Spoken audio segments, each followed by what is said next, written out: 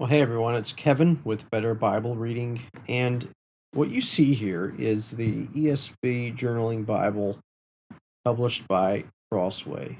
If you caught our previous episode where I was talking about the kind of Bible reading plan that I'm going to be doing this year, you remember that I mentioned this Bible as my go-to Bible for the year 2022, and of course, regardless of what time frame you come across this video, you can apply it.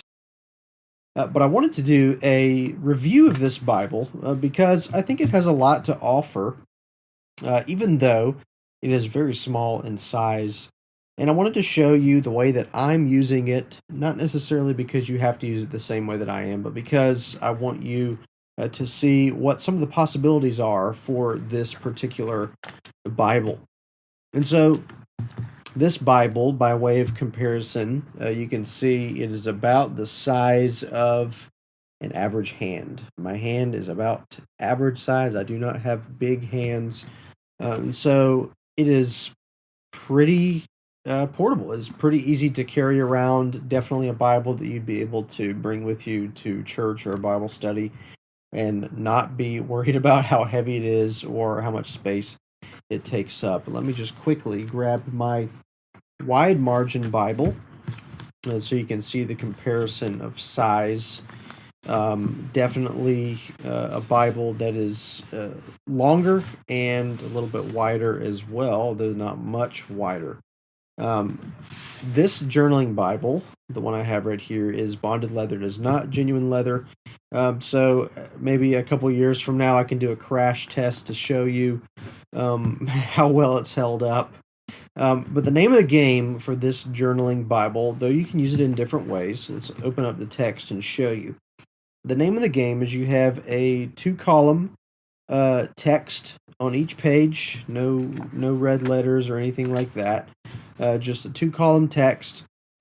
And then instead of your traditional wide margin Bible, where you have a margin on each side, instead, on this journaling Bible, they've kind of taken the text and they've kind of pushed it as far into the middle as they can, and so that you just have one big margin on each page to work with. You might like that or you might dislike that. I think it happens to work pretty well for this particular type of Bible and size because of what you can do with it. So, just a couple things that this Bible does have, which I appreciate. You might not see this in other Bibles because of its size. Once you get to the end of the book of Revelation, you just have a couple things here. This is almost the very back of the book.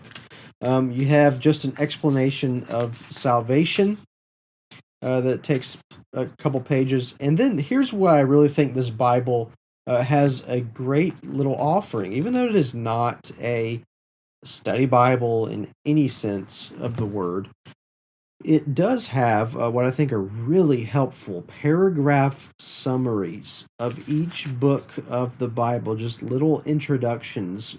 And these are really good. These are really well done. And I actually didn't even know that this was in the Bible when I got it. And one day I stumbled across this here in the back. And I was like, wow, this is a really great just overview of each book. Most of them, especially like the New Testament letters here, you can see the end of each gives an approximate dating of when the book was written. Like, for example, First Peter, probably in the mid 60s AD. So you get the idea. But I thought that was a really nice feature. And of course, in the very back, they did provide a Bible reading plan, which is really neat as well. So you can make use of that if you'd like to. All right, so now let me show you how I'm using this Bible. Going to the front, you just have a little introduction to this concept of a journaling Bible, and then you basically jump right into the text after working through. One other thing that I want to mention before I get into this is not necessarily a glossary, but just in alphabetical order, some kind of typical themes that you might want to know where to find it in the Bible. For example, let's see here on covenant. Where would you find that? Where it gives some examples from the book of Genesis, Jeremiah, Matthew, 2 Corinthians, Hebrews. Certainly not exhaustive, but nice to know that this Bible does have a little bit of help given to you as far as that. All right, so of course, translation method, a little introduction to the ESV translation, and then we get into the text of Scripture. Now, let me tell you what I'm doing with this Bible. You could do whatever you want. You could choose to underline and highlight and circle things and draw dotted lines between the two columns if you want to do that. And you could just write words here, you could write whatever. The way that I'm using this Bible is to use it as a digest. A digest simply is a method of reflecting on the text of Scripture, or any text for that matter, and summarizing it. So think of book report, but scaled down drastically. That's what I'm doing with this Bible, because it really works out with the amount of real estate you have here in the margin. How small the print is, by the way, this is pretty small print. And if you compare it to the size of the lines on this side, you have to write somewhat small. So you may want to get a large print journaling Bible. They do make those as well, but just for portability, this one's great. What I'm doing here is I'm writing a digest of every chapter. And the way that you decide how much space you have for every chapter is simply by how long until you get to the next chapter. And so you're going to have to fluctuate a little bit in terms of how you write and how much you write. But for example, this first page is all Genesis 1. So that tells me I have all of this margin on this page to write about Genesis 1. So you can see the way that I do it is I just put a little block with the number 1 to tell me that this is the beginning of my summary for chapter 1. And because there's no other chapters on this page, I just kept writing all the way through. We turn the page in Genesis, and chapter 2 starts almost immediately. And so that's basically what I did. I gave myself a couple more lines to write about chapter 1, and then I stopped right here. And then I began my summary for chapter 2. Now, this page is a little bit different because I don't have all of it covering chapter 2. I just have until about here. The rule of thumb is, if you want to do it this way, if you have 2 chapters, or however many on the page, if a chapter starts at the top of the second column, you should start writing about halfway, right? Because there's 2 columns on the page. If there's 2 chapters, if you have 1 per column, then you'd have your first chapter is half of the page, your second chapter is the other half, and you adjust according to how long each chapter actually is. And so you can kind of see that idea, right? I start chapter 2 right here, and then I keep going until a little bit past halfway, because chapter 3 starts down here instead of up here. And so I gave myself until right here. So my summary for chapter 2 is not as big as what I had over here for chapter 1, but you just fluctuate based on how long each chapter is. This is not your exhaustive commentary on the Bible. This is just a digest. It's just a simple reflection. Now, why do I do this? The reason that I do this is because it helps me get a great kind of bird's eye view of what the Bible is saying. It helps me to reflect, to meditate, to even memorize, not necessarily every word, but just the big idea of any given chapter. And when you write your meditation as opposed to just thinking about it mentally, it kind of helps seal in the truth.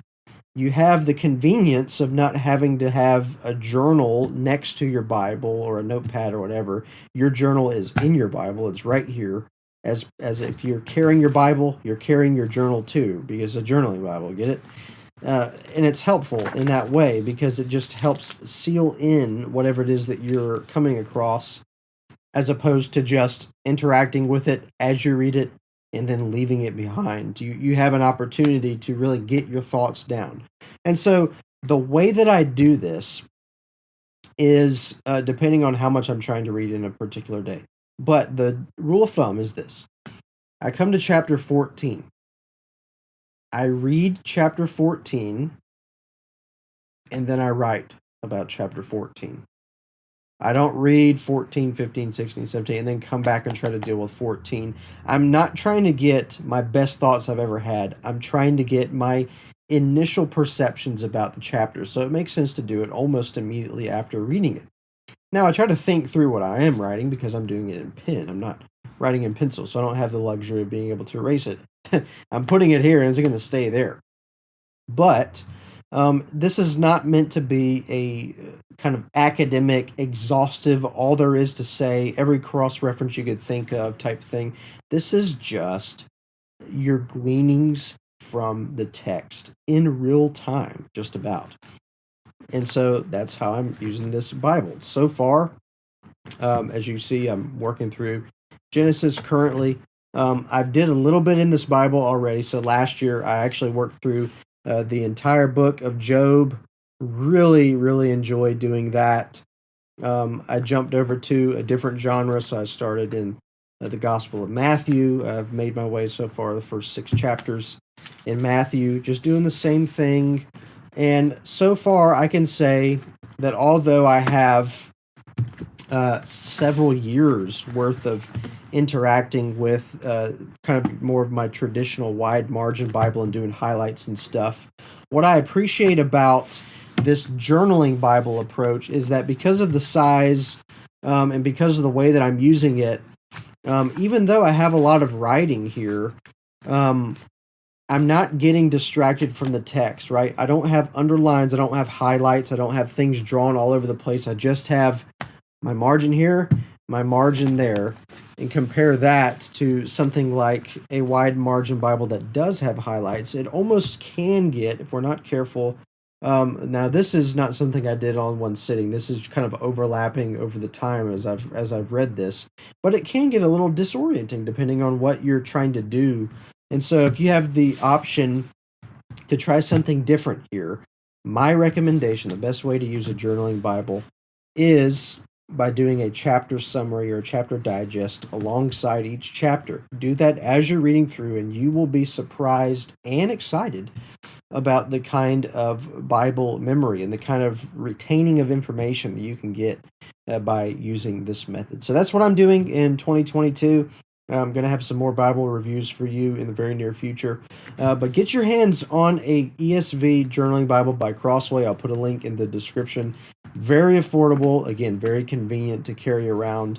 You just have to kind of get used to the smaller text. But if you can, get it. If not, get a large print journaling Bible. But either way, get your hands on one of these because they are very, very useful for your Bible reading methods. All right? Active reading is the name of the game. You can find more resources at betterbiblereading.com.